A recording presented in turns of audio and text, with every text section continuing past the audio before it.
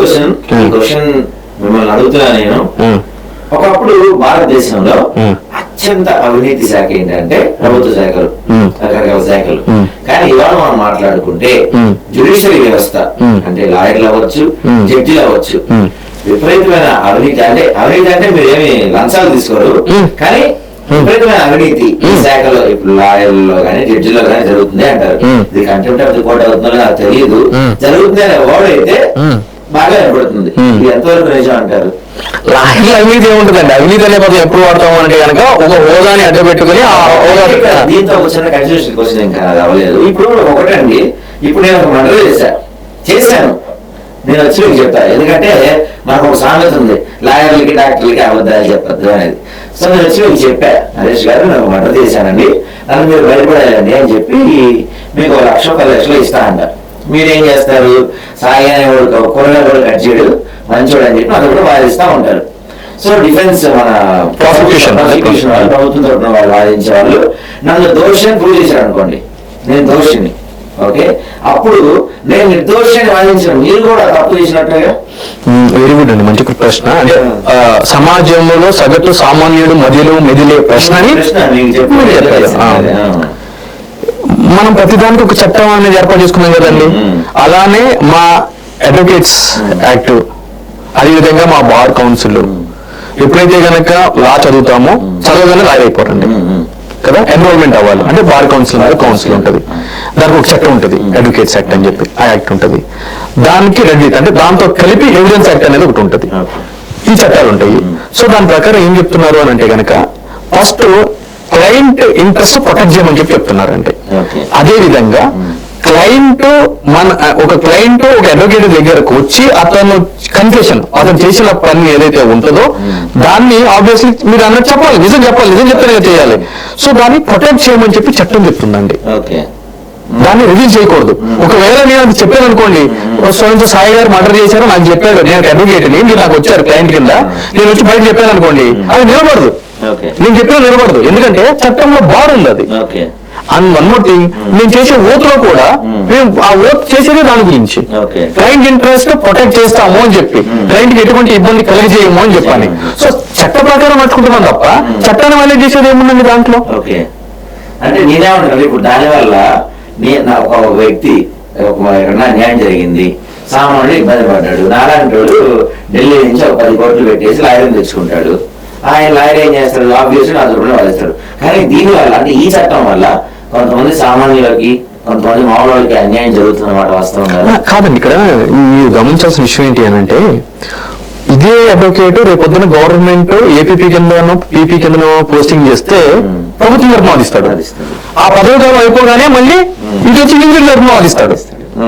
Logic అర్థమవుతుందా? So అతని యొక్క విధులు అతను ప్రభుత్వం గాని చట్టం గాని కల్పించిన విధంగా చేస్తున్నాడు. అదే విధంగా మీరు ఒక మర్డర్ చేశారని చెప్పి చెప్తున్నారు. ఫర్ ఎగ్జాంపుల్ మీరు చేయలేదు, ఎవరో ఒక బలమైన వ్యక్తి, మీరంటే పలానా వ్యక్తి ఒక హత్య చేసి అది మీరు చేసినట్టుగా అతనికి ఉన్న పలుకుబడి ఉపయోగించి మిమ్మల్ని దాంట్లో ఇరికిచ్చాడు అనుకుందాం, రైట్? మరి అప్పుడు మిమ్మల్ని ప్రొటెక్ట్ చేయాలా వద్దా? చేయాలి. ఇప్పుడు జనాలు ఇప్పుడు మీలాగానే మీ మీడియా అంతా కెమెరా చేసి సాయి హత్య చేశాడు అంటే సామాన్యులుగా సాయిలు వేసేయాలని చెప్పి సామాన్యులు అనుకుంటే మిమ్మల్ని వేసేస్తారు. మీరు ఇన్నోసెంట్ కదా. కానీ సాయి అనే వ్యక్తి హత్య చేయలేదు అని చెప్పంటే ప్రాపర్ ట్రయల్ జరగాలి అని అంటే కనుక మీ తరపున ఒక న్యాయవాది అప్పీల్ అవ్వాలి, ఆ ఛార్జ్ షీట్ ని చూడాలి, దాంట్లో ఉన్న ఏవైతే డిఫెక్ట్స్ ఉన్నాయో వాటిలన్నిటి చూసి వాదించి మిమ్మల్ని శిక్ష పడకోకుండా చేసి బయటకు వస్తే నిజంగా ఒక నిజాయితీ పరుడికి, ఒక అమాయకుడికి నిజమైన న్యాయం జరిగేలాగా ఉంటది. మరి అప్పుడు న్యాయవాది కావాల్సిందే కదండి.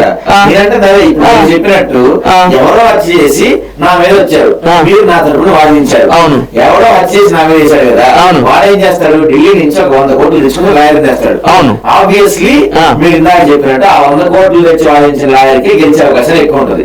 సపోజ్ చెప్తున్నా, అప్పుడు ఇక్కడ అన్యాయం జరిగింది ఎవరికి? నాకే కదా. ఎవరి అన్యాయం జరిగింది? 100 కోట్లు తీసుకొని వాదించిన లాయర్ వల్లే కదా. అయితే మీరు అన్నది వాస్తవేనండి, అన్ని సందర్భాల్లో జరగదు. అన్ని సందర్భాలు అందరి లాయర్లు నేనంటల్లా నేనేం చెప్పదలుచుకున్నానంటే జరుగుతుంది చెప్పట్లేదు, అన్నిట్లో పాసిబుల్ కాదు. సరే, అవినీతిగా ఏదైనా అందరూ చేయరు, కొంతమంది చేస్తారు. అట్లానే ఇక్కడ కూడా నేనేమంటున్నాను, ఉంది అని అంటున్నా కదండి. ఇది మారాల్సిన అవసరం ఉందా లేదా? ప్రతి వ్యవస్థలో ప్రక్షాళన ఎంత అవసరమో ఈ వ్యవస్థలో కూడా ప్రక్షాళన అంతే అవసరం. ఓకే, అంతే తప్ప అవన్నీ మరి ఇది మారకపోతే మళ్ళీ పురిగిన పురుగు అక్కడ చెడగొడుతుంది కదా. సో జరగాలి, ప్రక్షాళన జరగాలి. న్యాయ వ్యవస్థలో ప్రక్షాళన జరగాలి. అన్ని వ్యవస్థలో జరిగినట్టు న్యాయ వ్యవస్థలో కూడా జరగాలి. న్యాయ వ్యవస్థ అదేనండి, అన్నిటితో పాటుగా జరగాలి. అన్ని వ్యవస్థల్ని ప్రశ్నించగల హక్కు న్యాయ వ్యవస్థకే కదా. సో ముందు మార్పు ఇక్కడి నుంచే మొదలవ్వాలి కదా. ఇక్కడ ఇంకొక విషయం ఏంటి అంటే కనుక ఆ న్యాయ వ్యవస్థలో మార్పు జరగాలన్నా కూడా దానికి కారణం ఏంటి అంటే కనుక న్యాయ వ్యవస్థ ఆకర్షించి కింద పడిపోదు. పార్లమెంట్ లో బిల్ పెట్టాలి. పార్లమెంట్ అంటే నాయకులు రిఫరెన్స్. ఇప్పుడు ఒక జడ్జిని అపాయింట్ చేయాలి అని అంటే కనుక state chief minister, governor, law minister, law secretary, central law secretary, supreme court collegium, law minister, president of India. అదేనండి, ఎంతమంది నుంచి వెళ్తుంది అల్టిమేట్ గా? మళ్ళీ అది ఎక్కడ పోతుంది? ప్రభుత్వం. అంటే రాజకీయ వ్యవస్థ కిందకి కదా వస్తుంది. సో మీరు అన్నట్టు ఇది అయ్యే పని కాదు. అంటే మీకు క్లారిటీ వచ్చింది కదా మీకు. అదే ఒక జడ్జి తప్పు చేస్తే ఆ జడ్జిని ఆ పదవి నుంచి తీయాలి, ఆ జడ్జి మీద అభియోగాలు వచ్చినాయి అని అంటే కనుక ఇప్పుడున్న రాజ్యాంగ ప్రకారము పార్లమెంట్ ఇంపీచ్మెంట్ ప్రొసీడింగ్స్ పెట్టాలి. అంటే ఈ జడ్జి ఈ విధమైన తప్పుకు పాల్పడ్డాడు, ఇటువంటి అవినీతికి పాల్పడ్డాడు అని చెప్పని రాజ్యాంగం రచించిన దగ్గర నుంచి ఇప్పుడు వరకు ఆ విధంగా ఇంపీచ్మెంట్ ప్రొసీడింగ్స్ పెట్టి జడ్జిని తీసిన సందర్భం ఒకటి లేదు. అయితే ఈ క్వశ్చన్ అడుగుతున్నాను మిమ్మల్ని, నేను చాలా స్ట్రైట్ క్వశ్చన్, మిమ్మల్ని ఇబ్బంది పెట్టే క్వశ్చన్ ఇది. ఇప్పుడు 74 ఏళ్ల క్రితం మన దగ్గర ఇన్ని ఫోన్లు లేవు. అప్పుడు మనిషి 100 ఏళ్ళు బతికేవాడు. ఇప్పుడు దాదాపు 50-60 ఏళ్ళే బతుకుతున్నాడు. అంటే అప్పటికి ఇప్పటికీ మనుషుల వ్యవహారాలు గాని, జీవితాలు గాని, టెక్నాలజీ గాని అన్ని మారినప్పుడు మన రాజ్యాంగం చట్టాలు ఎందుకు మారట్లేదు? మారుతున్నాయి కదండి. అందు గురించి మనం జూలై 1 నుంచి కూడా అంతకు ముందు ఉన్న బ్రిటిష్ చట్టాలన్నింటినీ కూడా మార్చి కొత్త చట్టాలను అమలులోకి తీసుకురావడం జరిగింది. క్రిమినల్ మేజర్ యాక్ట్ సెక్షన్స్ కూడా మార్చారు. అదే నా ఉద్దేశం, ఆ పేర్లు సెక్షన్స్ నెంబర్లు మార్చారు తప్ప వ్యవస్థలో మార్పు రాలేదు కదా. అంటే వ్యవస్థలు ఎటువంటి మార్పు కోరుకుంటున్నారు మీరు? రాజ్యాంగ సభలు కూడా జరిగినాయి కదండి ఇప్పుడు. అంటే పని ఇప్పుడు సపోజ్ మా కలకత్తా రేప్ సంఘటన తీసుకుందాం అనుకోండి. అలాంటి అంటే మనం ఈ అత్యాచారం రెగ్యులర్ గా చూస్తూనే ఉన్నాం. టెంపర్ మూవీ చూసుంటారు మీరు. మీరు అనుకోగానే ఇలాంటి మార్పులు వస్తే, అంటే మరి అంత వెంటనే 24 hours కాకపోయినా ఇలాంటి కొంచెం కఠినమైన మార్పులు వస్తే సమాజం సిచ్యువేషన్ ఇప్పుడు అంత ఇండియాలో ఫోన్ బ్యాన్ కదా, కానీ ఎక్కడ బ్యాన్ అండి? ఫోన్ చుట్టూ డెడ్ ఈజీ, చిన్న పిల్లలు చుట్టూ వచ్చేస్తున్నాయి. మరి ఇలాంటి విషయాల్లో కొన్ని అంటే వ్యవస్థలు కానీ లేకపోతే పిల్లలు కానీ వీళ్ళందరూ తప్పుదో పట్టే అంశాల పైన కఠినమైన చట్టాలు తెచ్చడానికి మార్పులు తేవాలి కదా. మీకు ఇంకో విషయం చెప్పాలి అంటే కనుక మీరు ఇండియాలో ఫోన్ బ్యాన్ అని అన్నారు. ఎవరు చెప్పారండి? 2015లో ఒక వ్యక్తి సుప్రీంకోర్టులో పిటిషన్ వేయడం జరిగింది.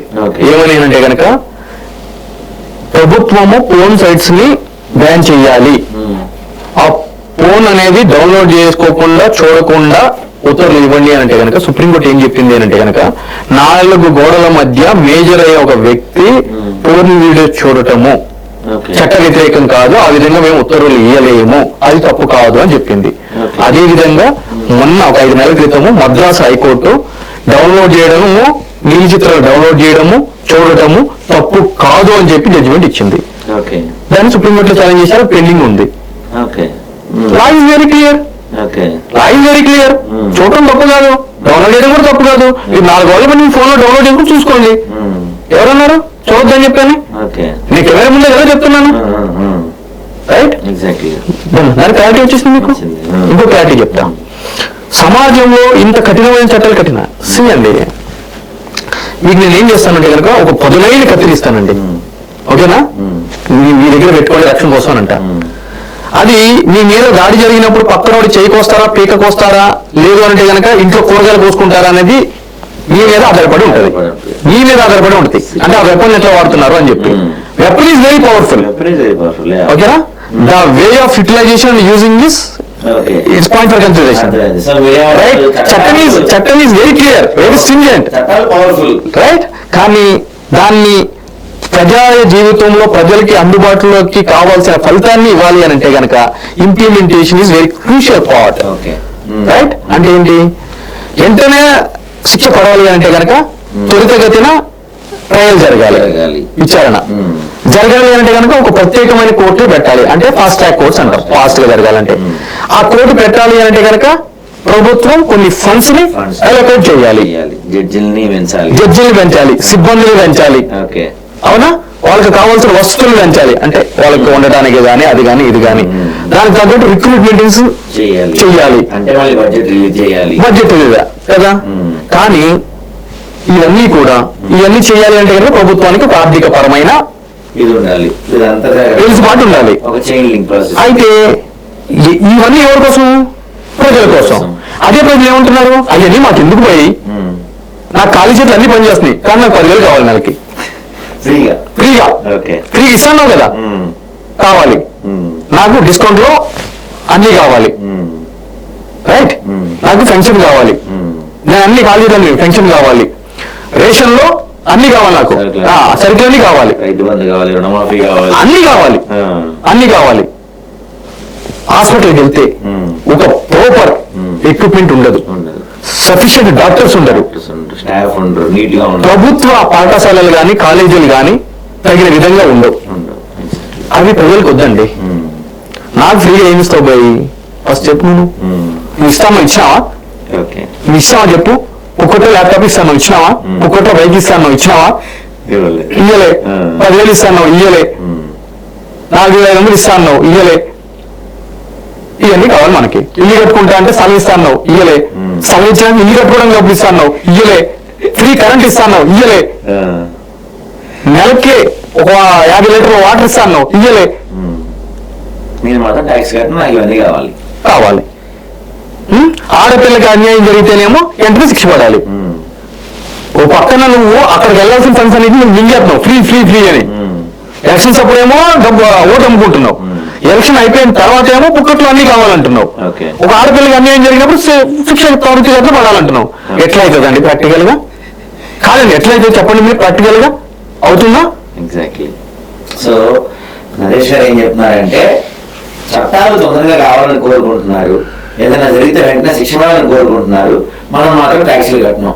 మనం చేసే ఫ్రీవీస్ వల్ల, మనం తీసుకుని వచ్చిన పథకాల వల్లే చట్టాలు మొదలైన చట్టాలే కానీ మరి కాకుండా పోతున్నాయని చెప్పి నరేష్ గారు చెప్తారు. సుంక నరేష్ గారు లాస్ట్ ఏంటంటే, ఒక రాజకీయ నాయకుడు ఓటు అడగడానికి వచ్చినప్పుడు నాకు నువ్వు ఇచ్చే డబ్బులు వద్దు, నువ్వు ఇచ్చే ఉచితాలు వద్దు, నా ఇంట్లో ఆడపిల్ల బయటికి ఎంత జాగ్రత్తగా వెళ్తుందో రాత్రి ఇంటికి వచ్చేటప్పుడు కూడా అంతే జాగ్రత్తగా ఇంటికి వస్తుందని నమ్మకాన్ని కలిగించు అని ఒక మాట అడిగితే వాడు వీపీ విమానం ఎక్కుద్దండి. ఎట్లా? అంతే కదా. రేపు పొద్దున వాడు ఇవన్నీ చెయ్యకపోతే మనం ఏమీ తీసుకోకుండా నిష్పక్షపాతికంగా ఎవరైనా ఉండనియండి, ఏ ప్రభుత్వం ఉండనియండి, మనం ఉంటే నాయకుడికి భయం ఉంటుందా ఉండదా? ఖచ్చితంగా ఉంటుంది కదా. ఈ విమానం మోతే కొద్ది రోడ్డు మీద కాదు, వాడు ఇంట్లోకి వెళ్తారు, చక్కగా బెడ్రూమ్ దగ్గర పడతారండి. దీంతో పాటు సుంక నరేష్ గారి ద్వారా ప్రజలకు విజ్ఞప్తి చేయదలుచుకున్నాం ఏంటంటే, ఇది మొన్న మాకు వచ్చిన ఐడియా అండి. ఇప్పుడు మనం ఒక ఆఫీస్ లో జాయిన్ అయితే, ప్రైవేట్ ఆఫీస్ కానీ, మన కలకత్తా హాస్పిటల్ కానీ, ఏదైనా వాటెవర్ మనం ఒక జాబ్ లో జాయిన్ అయితే మనతో ఒక దగ్గర 10,000 సైన్లు చేర్చుకుంటారు.